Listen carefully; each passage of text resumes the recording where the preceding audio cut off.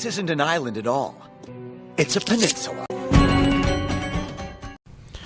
I have a very vivid, but false, must be, childhood memory of being sat in the back of a Volkswagen Passat, staring out of the window into the night beyond, through the raindrops that speckled the window.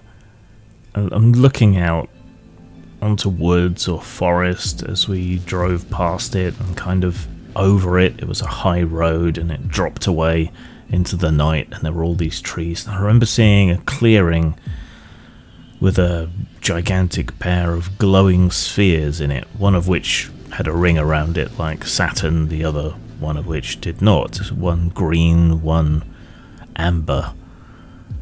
And just feeling kind of weird and disconnected and wondering why nobody else was seeing it. And this is a really strong and vivid memory from my childhood, and that kind of weird sense of disconnection and your imagination flying off is very much the sensation I get playing Pacific Drive. Pacific Drive by Ironwood Studios is probably my game of the year so far, though we're not that far into the year, really. It goes for about $30 on Steam. It goes for about 25 quid on PS5. This is a no combat game. It's kind of a roguelike, in so much as that term really means anything at all anymore. It's a road trip with shades of Stalker, Roadside Picnic, the Left-Right game, Stranger Things, and the works of Simon Stalenhag. It's also a crafting and survival game, but one with a bit of a difference to it, in that you're primarily crafting, improving, and researching your car, which is a beat-up 1970s, 1980s station wagon, you know, the kind with the wood effect down the side. And that station wagon, depending on how you choose to improve it, can end up looking like the Ecto-1 from Ghostbusters, or something a bit more like Mad Max and Furiosa would drive while taking some war boys on a sightseeing tour of the wasteland. The game is set in the Olympic Peninsula in Washington in the US. In this world, the Olympic Peninsula was used for some mysterious and misjudged experiments into what was called limb technology. These experiments started in the late 1940s, but by the 1950s it was clear something was off. Weird things were happening in and around the testing sites, and while the technology showed promise, it didn't seem to be worth it. Eventually, the powers that be sealed off the area and left it for dead, wrote it off. You play a delivery driver skirting the outside wall of the outer exclusion zone in 1998. So it's a retro setting about a retro setting even earlier, which is a bit weird, but there you go. You get dragged into the zone by a surge in its effects, ending up inside the wall and having to struggle to survive and to find a way out again. Along the way, you encounter all manner of strange and unsettling phenomena, artifacts, leftover junk, weird machines, zones of instability and strangeness, radiation, all manner of odd stuff. Everything that's been left behind or created by the evacuation of the inner and outer zones of the peninsula. The very things that led to the zone being sealed off in the first place. You'll also run into, or at least talk to, several people who stayed behind in the zone to study it.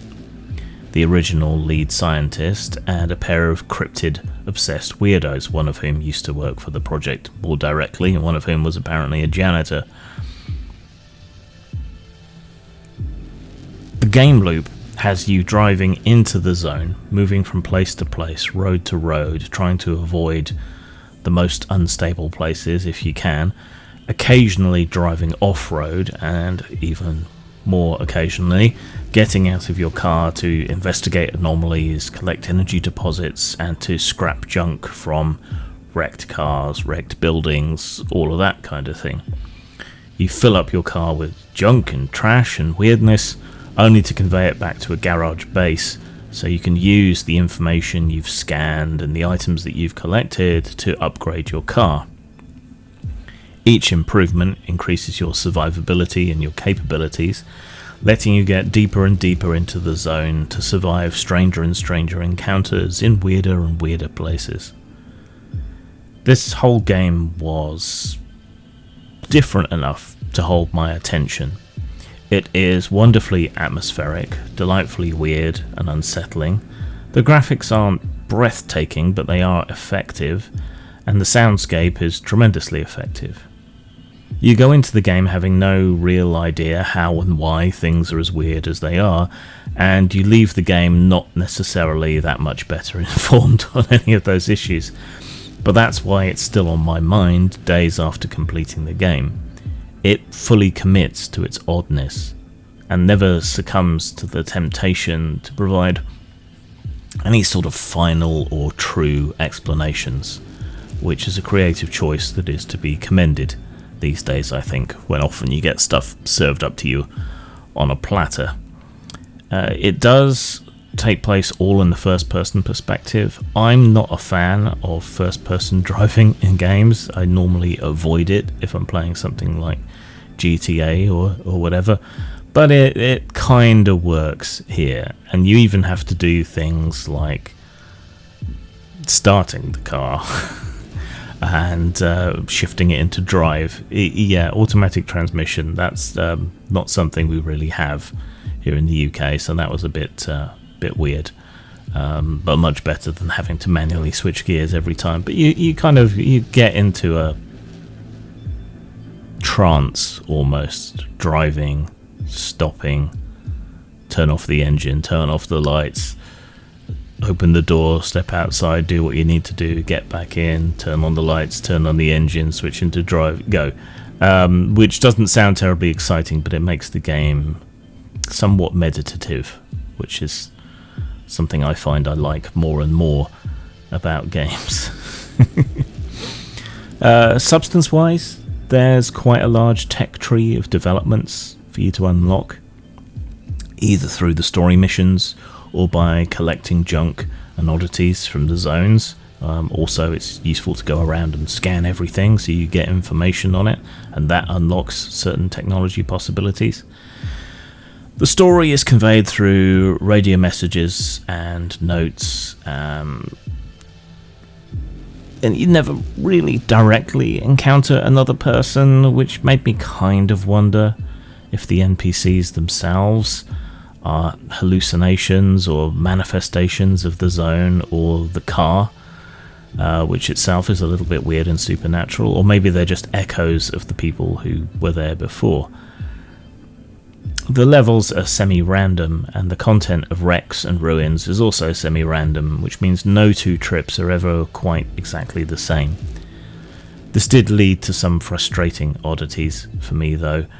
For whatever reason, the resource you need to create armoured doors and panels for the car and to upgrade your engine barely spawned for me, so I was only able to get the upgraded engine by the very end, which made things a bit of a struggle if hills were involved.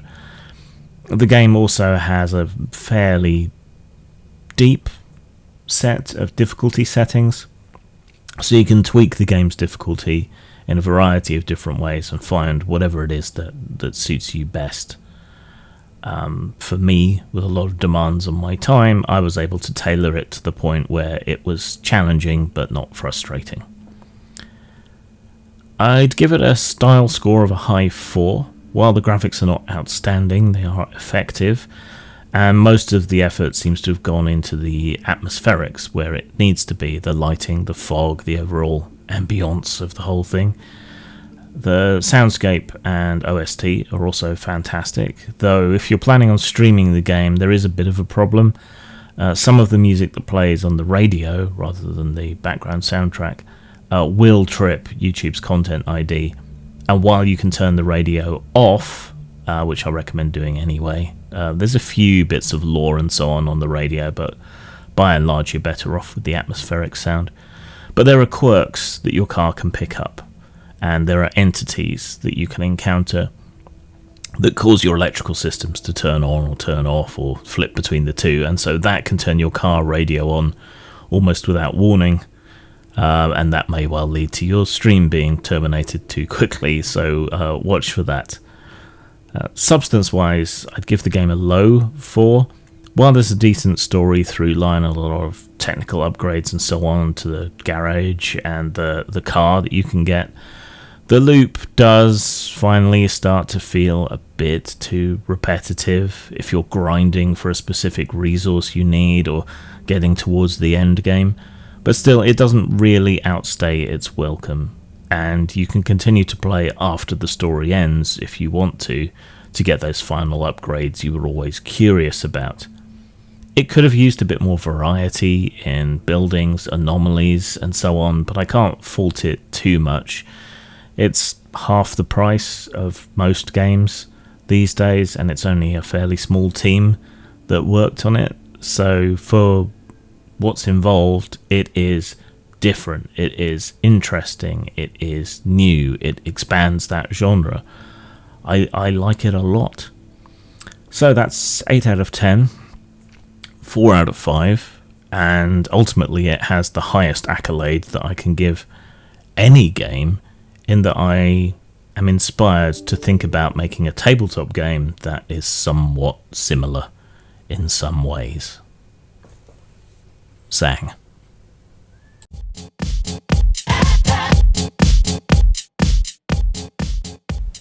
If you love my barely prepared content here, then you'll love my completely unprepared content on my streaming channel, which is youtube.com/Grimstreams, which is pretty easy to remember.